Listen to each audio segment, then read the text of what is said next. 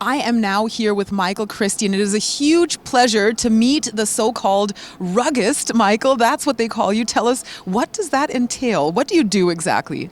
Oh, it's been a long career. I started flipping rugs, like you see a lot of people here at DOMOTEX, moving the piles, and through sales, and then a bored summer when I started writing about rugs, and now I do a lot of consulting and business development, and even actually during the Gap and trade shows, the time in the pandemic, I taught myself to weave, and just to try and increase my expertise in this field. And I think that's what the ruggist is about, is trying to be like as comprehensive as I can be. Lots of people like to call me an expert, but I like to say that the only thing I don't know what I don't know. All right, so we're going to try to help you help us learn more and see what you do know, because we're right here by the Carpet Design Awards stage. And of course, we have our entries. We have lots of the winners, or all the winners hanging here. Yes. So why don't you give us your, what do I say if I don't say expert? Give us your ruggist opinion on some of the models. Let's go with that. How about this one right here? So this is one of the finalists. It's from a company, New Moon, of course. It's made in Nepal because when I started selling rugs, we were selling traditional rugs, which is not my aesthetic, doesn't appeal to me personally, but I saw Tibetan-style rugs and it kept me in the industry. And so I'm the brand ambassador for Nepali carpet production. And the technique, the style, the colors, it's all been very appealing to me. And then here, the finalists that the judges select from, countless entries, just really gives an insight into other perspectives.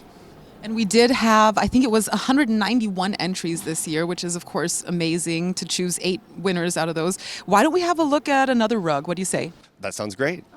Why rugs, of all things? I mean, it could have been fashion. It could have really been anything. I studied interior design in university, and that's how I started work in a rug showroom. And it was the bold, modern colors of Tibetan weaving that first caught my eye. In the 90s, which is when I started selling rugs, everything was very bold and vivid and apparently modern. They were actually very traditional Tibetan designs, but in a Western market, we weren't familiar with them. And I just became enamored. And that is how trends are born, right? We take something traditional and bring it to another part of the world, and there you go. Oh, indeed. It's always about just taking whatever it is and adapting it and making it relevant to our time, right? Everything your grandmother had can be made new again. And as we know, everything comes back. I mean, at least for fashion, that's what goes, right?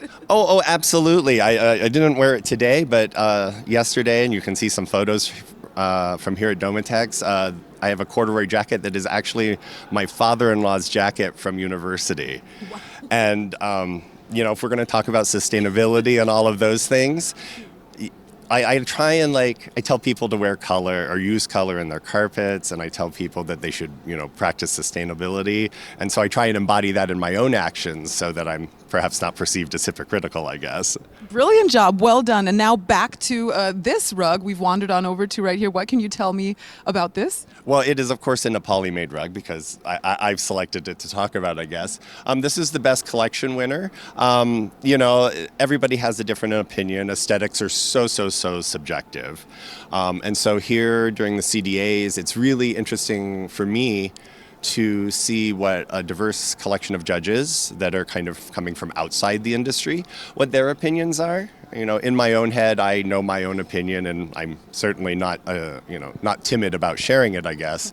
But when you see what people who study broader trends, whether it's fashion, color, what have you, and how they select the winners, I think it helps inform my future work, my future writing, maybe where the industry's headed aesthetically. It is an entire machinery that we speak of. How did they get you, or what was your main motivation to join us here in Hanover? I was going to say, how did they get you to join in? But I think the reasons are obvious. Well, yeah, I mean, I've been in the rug industry for more years than I'll admit here on camera, but the first time I came to DOMOTEX, I actually had a carpet here in the Carpet Design Awards. I was a finalist myself back in 2012. And very, of course, disappointed I didn't win, but as we would be. But the machinery of all of this and how I got here was, it's so important to meet people in person. and to come to trade shows. If you're a seller of carpets, of course, to meet new clients. And for someone like me with my work, which is consulting and all of that, I too meet my clients here. One takeaway, like during the pandemic, if we can mention that, like you end a conference on a Zoom call or whatever, you hit end and that's it. But here, you get off the stage and someone can come up to you because something you've said maybe resonates with them. And then just yesterday, I ran into 3 people who came up and approached me and will probably turn into more work for me this year. And so just as the same as all of these rug traders are trying to find new clients and sell product, I have services to sell as well. So it's about meeting new people, and reinforcing old relationships and building new ones. That is amazing. And that story just really goes to show, come here in person. Anyone who didn't make it out this year, 2024, we're definitely looking forward to seeing you all then here in person in Hanover. And it really pays off, as we've just heard from the expert, aka the Ruggist. Thank you so much for your time, Michael. I look forward to seeing you next year. Oh, absolutely. I'll be here.